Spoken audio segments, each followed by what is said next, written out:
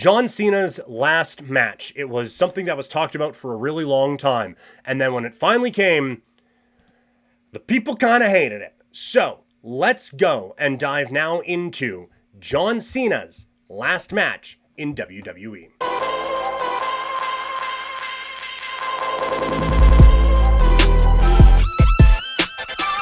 So, that was a thing.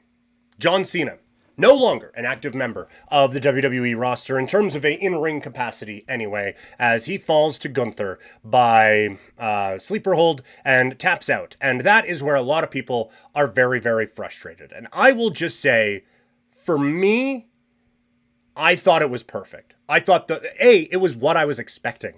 They were really harping on the Gunther submission element of it, how John Cena had never tapped out in 20 years or whatever it was, and how this guy has all these submissions and that's going to be his focus, and he's going to make the guy who never gave up, give up. And so I thought there was too much going into that, talking about that, for it to not play out. And yes, we are probably past the time of the time-honored tradition where you do the job on the way out the door. And we saw it with Sting, that you can do that. You can have him win and have it be this great thing. I also think that, like, all the talk about John Cena, how, he's going out on his own terms. And then he says, well, I'm not, because I would like to do this forever. It's just the body is wearing down. But yes, I am deciding when I am leaving. So that is great. I think Cena deserved to go out the way he wanted to. And in this case, he wanted to put someone over. And that someone was Gunther. And it makes sense. We talked about it. Like, yeah, it would have been great if there would have been a young guy coming in to take that mantle and just run with it and have it not be the 38-year-old dude to do this. But like, this is going to, like, Gunther is going to be a main eventer for this company for the next 5 to 7 years, right? So that feels future, and anything beyond that we're projecting in wrestling.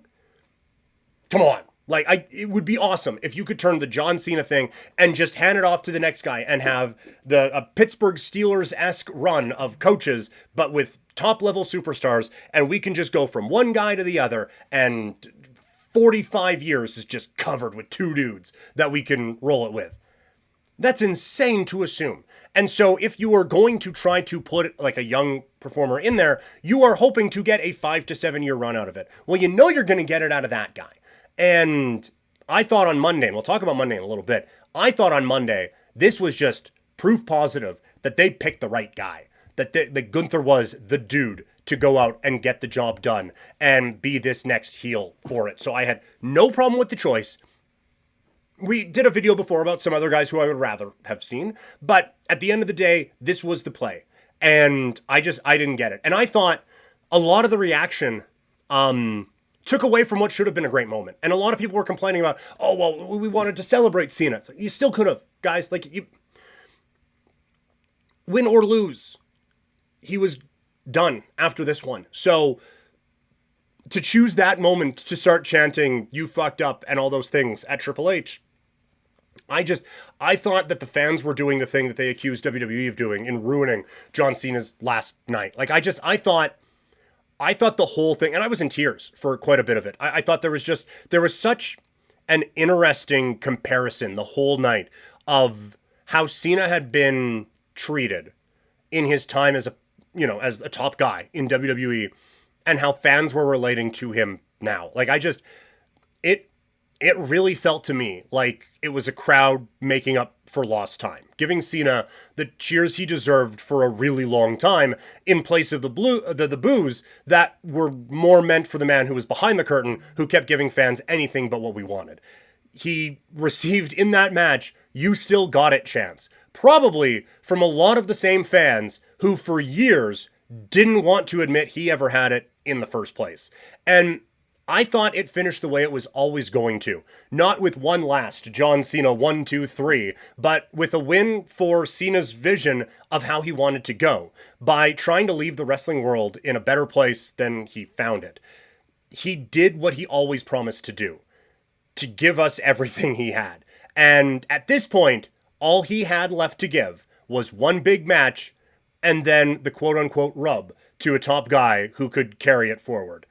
they didn't anticipate the crowd that for years never wanted him to win, now not wanting him to lose. But I thought the rest of it was perfect. I thought it was exactly how you could draw up a John Cena last match. He hit all of his big stuff, and in the end, the guy who never gave up kind of realized that the mission was complete. And maybe he didn't have to give up, but he didn't have to keep fighting for the thing that he was fighting for forever, and that was making the WWE a better place. He recognized now that it's in better hands with some of these other guys. So I just thought that the smile and the tap and all of it, like, we all just loved the subtlety and everything. And look, John Cena is subtle as a jackhammer. We know that. But we love the subtlety and the storytelling of Roman Reigns finally being like, you know what? It's my time. And smiling and tapping. And then to hate this, I don't get it. I don't get it. So I thought it was great. I really, really didn't understand. Just full disclosure, I wasn't able to watch it live. Watched it a couple of days after the fact, and already kind of had that cycle of everyone being pissed about it going through on social media. And so I knew how people felt about it, and I had a general idea of how the match ended. And I was very surprised when watching it at how normal and obvious it all felt to me. So again, I thought it was a great ending. And I thought it was the perfect way for John Cena to go out. The one thing, my critique of the whole night, I get, like, it's cool to have Snoop Dogg and Tom Brady and Eli Manning and all them throwing out their thanks. By the way, like, the sports people who, you know what, you're almost perfect, just a Patriots fan. Like, sports people are so lame with some things sometimes, but that's beside the point. All that stuff is cool and neat to get and everything. I kind of would have preferred more Cena moments throughout the night instead of the thank yous and all of that. I would have liked the flashbacks to WrestleMania's gone by and ECW One Night Stand. If Timothy Chalamet is talking about those shows, then we should be seeing them on our television. So I thought we could have done with more Cena moments and not necessarily the, oh, thank you, John, and all of that. Like the video package they produced and everything, that was spectacular. Like the ones with the wrestlers thanking him and the big one that they put up on the board, all of that, great. I just wished that we would have had like some real moments as the night kind of went on, aside from just people saying thank you to John. And, you know, you can do that privately or just like put them all out on social media and all that throughout the day. But a mix of the two, I think, would have been a little bit better for me. Anyway, personally. Aside from that, I think the big story of the night was the NXT wrestlers shined. Like, Femi felt like a star by the end of the night. And the Drew McIntyre stuff, God, that's so annoying.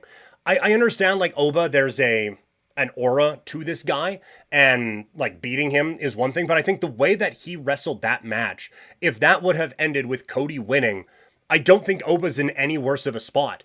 He is the champion of your developmental brand. And boy, did that developmental brand's champions come into focus in the next couple of days after. But he's the champion of your developmental brand. He shouldn't be on the level of Cody Rhodes. So, like, beating him, I don't think it would have done any damage at all. Now, I was surprised by the reaction to Cena's loss too, so what do I know? But I thought that was a really unsatisfying way to have that match end. You could have done basically everything else you did. McIntyre comes out and attacks him. Oba stands over Drew McIntyre, and this, that, and the other thing. All of that could have worked.